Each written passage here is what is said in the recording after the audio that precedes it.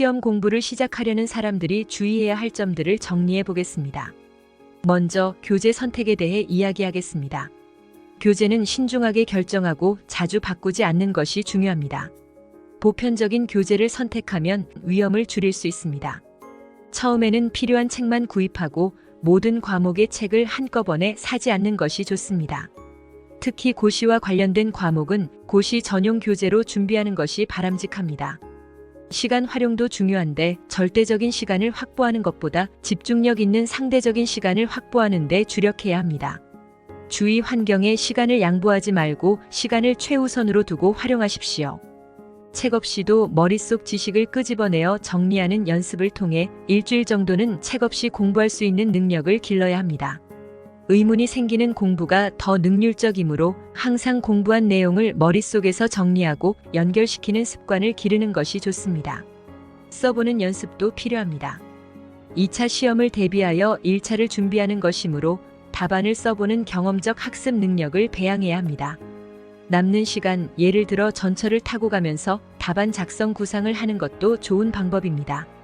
주변 정리도 중요한데 친구, 가족, 애인 등 인간관계를 최대한 축소하는 것이 좋습니다. 특히 이성 문제에 있어서는 있는 사람과의 관계를 끊지 않고 없는 사람을 새로 만들지 않는 것이 가장 일반적인 원칙입니다.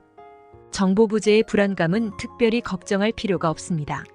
시험의 실체나 궁금한 점은 합격자 수기를 통해 확인할 수 있습니다. 최신 정보는 다양한 사이트에서 쉽게 접할 수 있으며 문제는 정보가 아니라 공부 그 자체에 있습니다. 진도 문제는 초학자들이 자주 겪는 어려움입니다.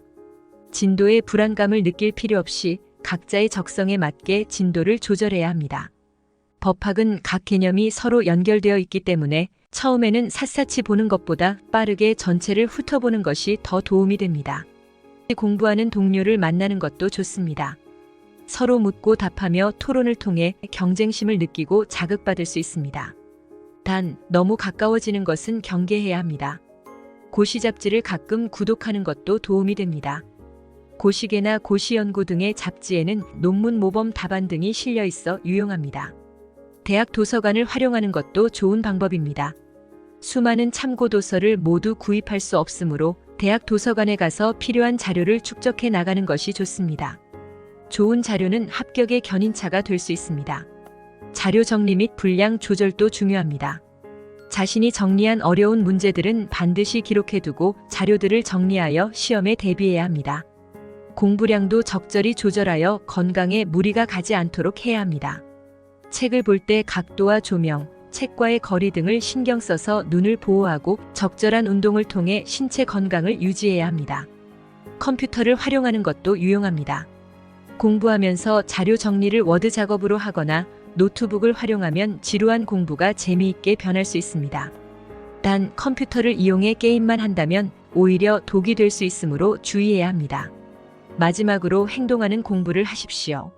자신이 현재 어디쯤 와 있는지, 경쟁자보다 얼마나 뒤처져 있는지, 공부할 분량은 얼마나 되는지, 자신의 능력은 어느 정도인지 등을 늘 생각하며 이를 행동으로 옮기는 것이 중요합니다. 인식에 그치지 않고 행동으로 실행하는 수험생이 되어야 합니다.